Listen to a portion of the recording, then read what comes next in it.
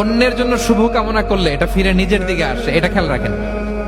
এটা একটা life hacks share করতেছি, আজীবন কাজে লাগবে। অন্যের জন্য যেটাই ভালো কামনা করবেন এটা ঘুরে আপনার দিকে আসবে। অনেকে বলে হুজুর ওর জন্য দোয়া করে আমার কি লাভ? নিজের জন্য আল্লাহ আমারে মাফ করে দাও, আল্লাহ আমারে সমৃদ্ধি দাও, আল্লাহ আমার বেতন বাড়াও, আল্লাহ আমার ব্যবসায় বরকত দাও, আল্লাহ আমার ছেলেরা হাফেজ বানাও, আল্লাহ আমার বউ, আল্লাহ আমার মেয়ে, আল্লাহ আমার আমার আমার সব আমার ভালো আপনি চাচ্ছেন নিজের জন্য, অন্যদের জন্যও চান।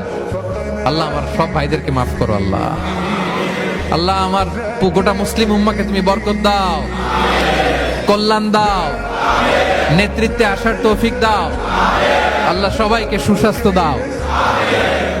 এটা ফিরে আপনার দিকে আসবে। অন্যের জন্য শুভকামনা বহুগুণ বৃদ্ধি হয়ে নিজের দিকে রিটার্ন করে। বিষ্ণু সাল্লাল্লাহু এটাই বলেছেন, মা মিন আবদিন মুসলিমিন ইয়াদউ লিআখিহি বিযাহরিল গায়বি ইল্লা ক্বালা লাহুল মালাকু ওয়া লাকা বিমিসলিন।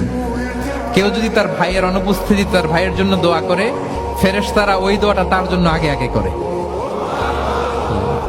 তাহলে অন্যের জন্য শুভকামনা করলে, দোয়া করলে লাভ না লস? ধরেন আমি মোশাররফ ভাইয়ের জন্য দোয়া করলাম যে আল্লাহ মোশাররফ ভাইকে তুমি সুস্থ করে দাও, তখন ফেরেশতারা বলে আল্লাহ যিনি দোয়া করতেছে তার যদি কোনো রোগ বালাই থাকে আগে তারে সুস্থ করে দাও।